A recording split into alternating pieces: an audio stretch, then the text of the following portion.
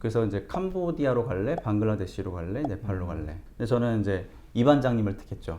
그때 당시에 지부장님이셨으니까 저분한테 배워야 되겠다라고 결심을 하고 캄보디아로 결정을 한 거예요. 진짜 이 반장님을 보고 그래서 이 반장님한테 그때 만나가지고 저 좀 받아주시면 안 돼요? 라고 이제 얘기를 했었죠. 진짜로? 제가 뭐라고 그랬죠? 몰라요, 기억 안 나요. 안 된다고 했을 거예요.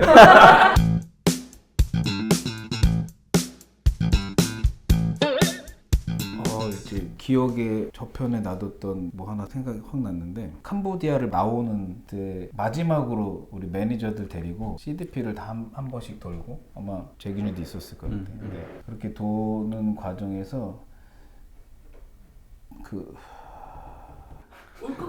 울컥? 설마 우십니까? 두 아이가 그 불에 탄 집에서 나오지 못해서 죽었어. 근데 거기에 이제 커뮤니티 베이스 차일드 프로텍션 시스템이라는 어떤 시스템을 만들어 놓고 그거를 작동을 하는 것까지 보고 나오겠다 하고 막 버티고 뭐 다른 것도 많았는데, 아이가 이제 여자아이 둘인데 이제 집에서 화재가 났는데 나오지 못해서 불에 타서 죽은 상황에 다음 날인가 이틀 있다가 우리가 갔나? 맞아요. 그 엄마 아빠가 이제 완전히 막 눈물 정신이 나간 거지. 그 화재가 포롱불 그 안에서 아이가 이제 그 불을 지피고 두 아이만 있었고, 그 아이들이 안전하게 있으라고 부모가 일 나가면서 문을 잠궜어요. 밖에서 잠근 거야. 맞아요. 그래서 이제 화재가 났는데 그래서 못 나갔고. 못 나와서. 아이고. 일을 하다 보면 이런 상황들 만나는데, 근데 나는 이제 막 나와야 되는 상황 때문에 상처가 있는 거야 사실은. 내가 그냥 여기서 뭔가 이 미션을 완성하지 못하고 나오는데 그게 마지막 내 트립이었어. 맞아요. 그러니까 내가 뭔가를 해도 나 때의 그 열매가 나타나지 않는 경우가 태반이잖아요. 그러니까 누군가는 밭을 갈고, 누군가는 씨를 뿌리고, 누군가는 키우고, 또 열매를 맺는 건 또 다른 사람이더라고요. 뭐 내가 했던 것에 열매를 보려는 욕심도 사실은 좀 내려놔야 되고, 그리고 내가 뭔가를 이뤄냈다고 그게 내가 다 한 게 아니라 누군가는 그 전에 그거를 막 맨땅에 헤딩하면서 해온 세월들이 있기 때문에 지금에 와서 이런 어떤 열매들이 나타난 거라서 겸손하게 만드는 것 같아요. 개발 일이. 그래서 이 짧은 시간 안에 이거 못했다, 못했어 이렇게 할 거 아니고, 이게 막 쌓아가고 막 고군분투하고 그런 과정이잖아요. 그러니까 우리 일이라는 게 그런데, 이제 진짜 어려운 건 내가 정말 이 마음으로 뭐 15년, 20년짜리, 우리 로드맵이 20년짜리, 15년짜리인가? 15년이었죠. 15년짜리가 네. 있었잖아요. 처음에 그 로드맵을 그리고 이렇게 방향성을 갖고 간다고 해요. 이제 다음 사람이 뭐 다른 이해를 갖고 그쵸. 네. 한다거나, 아니면 이 조직이 시간을 짧게 주거나, 이거 15년짜리인데 그냥 한 2년 차 때 이건 안 돼.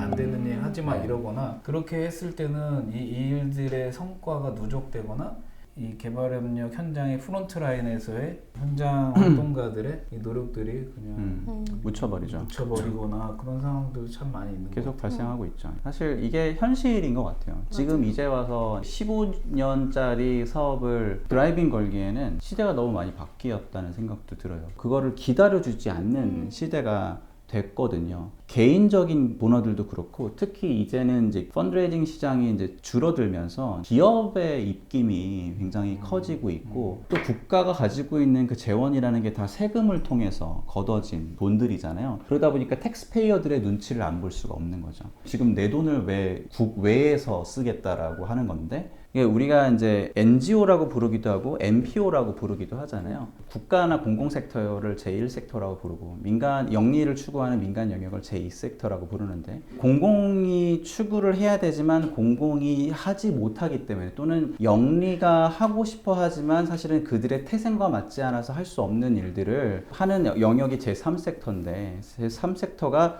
GO의 반대편에 서 있다고 해서 NGO고, PO의 반대편의 카운터파트라고 해서 NPO라고 부르는데, 요새 NGO들이나 NPO들은 ODA 대행사 또는 CSR 대행사의 이상도 이하도 아닌 것 같아요. 세다 세. 세요. 그러니까 국가와 민간이 하지 못하는 정말 밸류가 있는, 가치 있는 일들을 해내야만, 또는 하라고 그렇게 정의된 기관이 제3섹터 안에서 플레이어로 활동하고 있는 NGO와 NPO인데 그들이 지금 생존의 문제 때문에 사실은 어디 갈 수도 없고 어디 뭐 이러지도 못하고 저러지도 못하니까 따내야 되는 돈이 GO에서 나오는 돈, 맞아. 따내야 되는 돈이 PO에서 나오는 거다 보니까 그들의 입맛과 그들의 어떤 취향을 맞춰주지 않고는 우리가 뭔가를 할 수도 없고 하다못해 다음 달 직원들 월급도 주지 못하니 ODA 대행사, CSR 대행사에 국한돼 있다라는 거죠. 잠깐 눈물 좀 흘리고.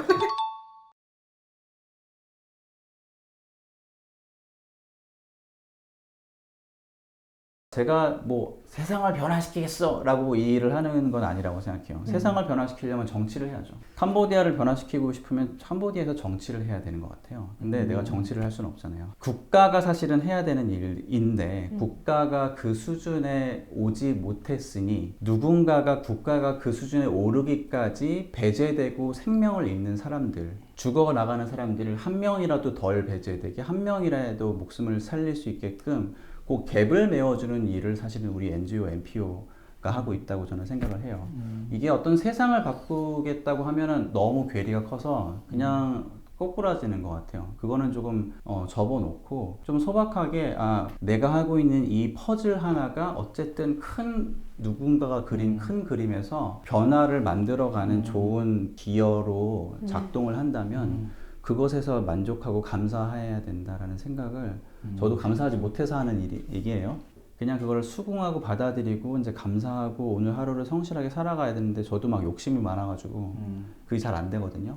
그러니까 맨날 이제 아내한테 맨날 막 힘든 거 토로하고 아내는 감정 쓰레기통이 돼가지고 막 이제 개발협력 철학에 대해서 많이 준비가 되어야지 일을 제대로 할 수 있다는 생각이 많이 들었어요. 근데 맞아. 방법론 툴에 대해서는 그나마 얘기를 하지만 철학에 대해서는 좀 깊이 있게 우리가 얘기하는 공간들이 있나? 이런 생각도 좀 들어요. 요즘 그 철학을 얘기를 안 하잖아요. 요즘. 맞아요. 안 하죠. 요새. 왜 안 하는 거예요? 왜 왜 안 할까요? 먹고 살기 힘들어서 NGO가 생존의 문제가 생겼잖아요. 코로나 겪으면서 사실 그렇게 극대화되기도 했는데 지금 그전에는 뭐 가치니 뭐 철학이니 이런 것들을 논할 수 있는 여력이 좀 있었다고 한다면 지금 작은 NGO들을 중심으로 문을 닫게 되는 NGO들이 되게 많이 있다고 들었어요. 코로나를 겪으면서. 사업비는 모금이 되어도 우리 직원들 급여 줄 수 있는 운영비, 행정비가 없어서 뻗다가 막고 나중에 그걸 또 채워넣고 뭐 이런 식으로 해야만 하는 그런 상황에 이제 놓여 있는 NGO들도 많은 거죠. 그러다 보니까 지금 뭐 가치니 철학이니 논하기보다는 일단 당장 시장에서 살아남아야 되는 상황이다 보니까 그런 마음의 룸이 없는 것도 큰 이유인 것 같아요. 이제 니제르와 캄보디아 1.5년이 지났고 아직도 12년 12년 중에 몇 년이야 몇 년? 이제 4.5년 지났어요. 야, 3분의 1 이 지점에 와 계십니다. 오늘 안에 끝나는 거야 이거? 그래서 이제 사회적 기업을 가서 운영을 하시다가 이 반장님이 그럼 떠나시고 그렇죠. 캄보디아 지부의 대표로 다시 대표가 된 거죠. 그때는 그럼 어떤 일들을 주로 하셨어요? 아니, 지부장이 무슨 일을 해요? 무슨 일? 모르는 분들이 제가 많으니까. 아까 얘기했지만 지부장은 슈퍼맨인 것 같아요. 인사, 채용하고 인력 관리하고 그 다음에 회계 보고가 올라오는 것들을 다 스크리닝 해야 되고 NGO는 투명성 이슈가 굉장히 중요하잖아요. 그러다 보니까 한 5중 장치 정도는 있어야 되는 것 같아요. 그러니까 회계를 다루는 직원들의 어떤 투명성을 위한 교육도 있어야 되고 그 직원들이 사실 사람이다 보니까 실수하게 되는 것들을 잡아내는 인터널 오디터가 있어야 되고 국가의 기준에 부합하지 않는 것들이 좀 있을 수 있어서 익스터널 오디트이 있어야 되고 그 다음에 물품을 구입하는 과정 가운데서 개인이 한다기보다는 어떤 커뮤니티가 구성이 돼서 그것들을 걸러내는 과정이 필요하고 그러니까 4중, 5중의 장치들이 있을 수 있게끔 그거를 구조를 짜는 역할도 지부장이 해야 되고 그 지부를 운영하면서 제일 힘들었던 적은 어떤데요? 제일 힘들었던 거는 사람을 자를 때인 것 같아요. 아, 사람 잘라야 되고. 그러니까 이런 규모의 조직을 운영하려면 네. 기업을 운영하는 거랑 거의 비슷한 맞아요. 상황이라서 맞아요. 경영자로서 해야 될 어려운 일들이 많이 있죠. 그렇죠. 물론 제일 어려운 건 한국 사람이긴 한데 한국 사람은 차치해두고 개발도상국에서 INGO가 갖고 있는 어떤 지위라는 게 우리가 삼성을 바라볼 때의 지위랑 비슷한 것 같아요. INGO에 취직하는 게 그들에게는 굉장한 오퍼튜니티인 거죠. 자, 나는 배운 사람이야. 나는 하이 클래스야 라는 프라이드도 좀 있는 것 같고 직원들이. 급여도 좀 높고. 급여도 다른 직종보다 높고 하다 보니까 권리를 수호하려는 어떤 의식들도 강한 것 같아요. 작년에 이제 제가 속했었던 기관의 어떤 재무적인 상황이 좋지 않으면서 10%를 감축을 해야 된다라는 움직임이 있었어요. 그래서 이제 8명인가 96명에서 이제 9명을 잘라야 되는 시츄에이션이 벌어진 거죠. 근데 2명 정도는 아주 디렉터급이어서 이 친구들을 자르기 위해서 법적으로 6개월을 준비했어요.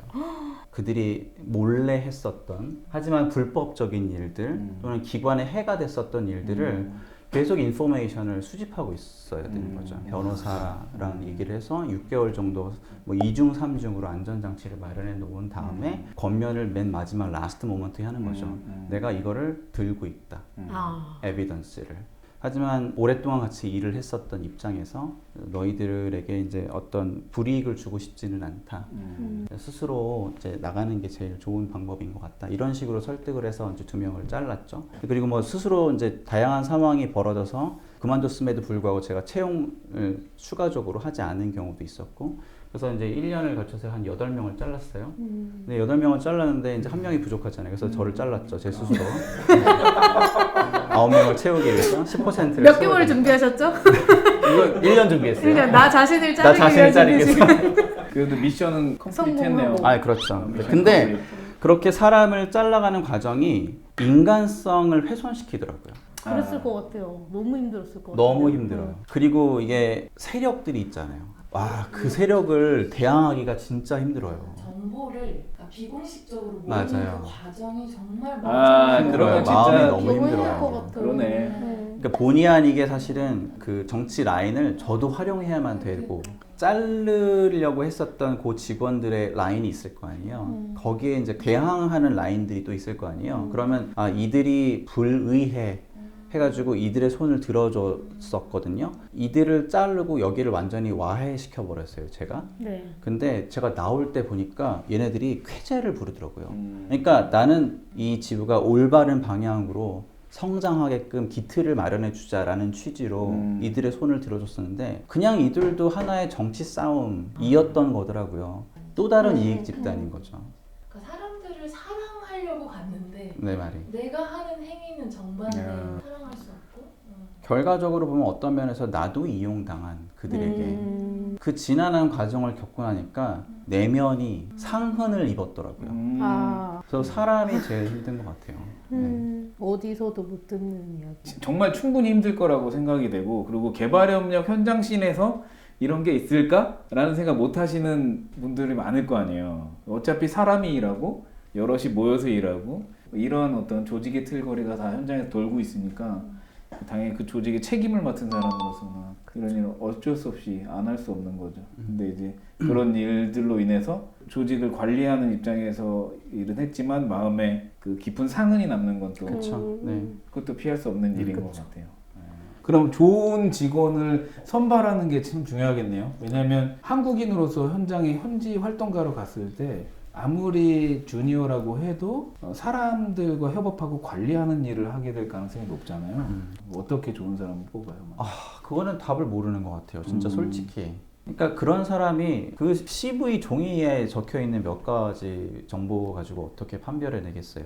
얼추 이 정도면 맞겠는데 하는 직원을 뽑아서 알아가는 과정을 겪어야 되는 거지. 그런 직원을 뽑을 수 있다라는 거는 행운인 것 같고, 그리고 그런 직원이 없던데 짠 나타난다기보다는 만들어져 가는 것 같아요. 좋은 직원이. 근데 너무 좋은 좋은 직원은 아까 얘기했던 것처럼 내가 성장하면서 직원도 같이 성장하는 그런 구조여야만 사실은 직원이 좋은 직원, 라이펄슨이 되는 거지 어떤 라이펄슨이 외부에 있다가 짠 하고 출연하는 건 아닌 것 같아요. 그래도 최소한은 이분이 성장할 수 있는 분이다. 글쎄요, CV 볼 때 어떤 점을 주력으로 보냐 뭐 이런 뭐 이렇게 포인트세요? 생각하지는 않을 거잖아요. 티처업을 해야 된다고 생각해요. 사람이 가르쳤을 때 그것을 받아들일 수 있는 준비가 되어 있는 사람, 기본적으로 겸손하고 내가 모르는 것이라면 내가 틀릴 수도 있다라는 가정을 사실은 나의 말과 행동과 태도에서 보여주는 직원들 저는 뽑아요. 이 반장님은 제가 누구를 사람을 뽑을 때 네. 제가 사람을 뽑을 때는 그냥 자기 생각 일단 갖고 있는 사람, 그 사람은 좀 중요한 것 같아요. 그러니까 자기 생각과 하나 더는 자기 질문을 갖고 있는 사람. 뭐 이런 사람이면 고민을 맨날 하는 얘기가 고민 많은 사람 난 너무 좋아한다고. 이 고민이라는 게 얼마나 많은 삶의 에너지가 들어가는 일이에요. 그렇죠. 근데 그 주제를 갖고 계속 그걸 해내고 있는 사람이에요. 그리고 기본적으로 좀 자유로워야 돼요, 사람이. 자유로운 사람. 좀 고지식하고 막 그런 사람들은 좀 저랑 안 맞는 것 같아요. 사고가 자유로운 사람. 네, 뭐 생각도 자유롭고요. 수용성이 있는 사람. 뭐 티처블이랑 좀 비슷한. 좀 같은 맥락인 것 저는 좀 같아요. MZ 버전으로 네, 이렇게 MZ 버전. 얘기한 거고 이거는 좀 X세대 티처블이. 그러면서 은근히까 좀 자유로운 분들. 그런 사람. 원더스. 네. 티처블 하진 않아. 그래요? 너무 자유로워가지고. 김이나 작가가 한 얘기 중에 자기는 이제 글을 쓰고 뭐 작사를 하고 이제 하는 걸 너무 좋아하는데 이 일을 오래 하고 싶다라는 거예요. 그래서 오래 하기 위해서 이 일에 지치지 말아야 되는데 너무 자기가 막 열과 성과 모든 에너지를 다 쏟아 부으면은 이 일에 질려버릴 것 같아서 자기는 쓸쓸한데요, 즐기듯이. 약간 이 얘기를 듣고 약간 뻥 때렸어요. 저는 이게 뭐 가르쳐 주신 스타일도 그렇고 쏟아 부어! 목숨 걸고 막 이런 하는 삶을 바쳐! 그렇지. 그런 거였단 말이에요. 근데 그렇게 했단 말이에요. 그리고 떠나시고 난 다음에도 막 CDP를 돌면서 막 이게 내가 제대로 하는 건지 몰라가지고 정말 울면서 막 반성하면서 글 쓰면서 그렇게 다니고 직원들 만나서 막 독려하고 시간 보냈는데 에너지는 다 계속 소진되는 거죠. 그렇죠. 그렇게 막 네팔까지 하고 나니까 기력이 이제 더 이상 그런 에너지 막 그때는 진짜 제 에너지의 막 120% 130%로 일을 했었단 말이에요. 근데 지금은 못 하겠어요. 네, 못 하겠는데 빨리 질리더라고요. 근데 김이나 작가의 얘기를 듣고 나서 나 이 일 오래 하고 싶은데 그렇게 하려면 그렇게 해서는 안 되는 거였구나 라는 생각을 좀 했어요. 그래서 좀 제가 하고 있는 일 외에 다른 관심사도 좀 갖고 그 다음에 개인적인 어떤 뭐 취미나 스포츠도 하면서 너무 진지해지지 말아야 되겠다는 생각을 해요. 이제 와서? 너무 늦었지? 너무 늦었어. 내가 지금 46이야. 너무 늦었잖아? 제가 앞에 말씀드렸다시피 노재미 선생님 이제까지 끝났다. 재미는 없으나 커다란 의미가 있는 대화였던 것 같아요. 제가 아는 한 특별하게 열심히 사는 사람이거든요. 막 파헤치고 또 막 책도 많이 읽고 현장에서 시간을 헛되이 쓰지 않으려고 하고 그런 노력들이 켜켜이 쌓여 있을 거라고 생각하고 이렇게 좋은 얘기 처음 들어. 읽혔을 거라고 와, 생각이 최초로. 돼요. 그랬을 거라고 이분을 내가 믿고 12년 일 알았는데 닥치고 들어. 개발협력 현장 활동에서 현장의 리더급으로 이렇게 여러 나라를 다니면서 그 조직을 운영해본 얘기를 듣는 거는 귀한 기회였던 것 같습니다. 불러주셔서 감사합니다. 네, 감사합니다. 하시겠습니다.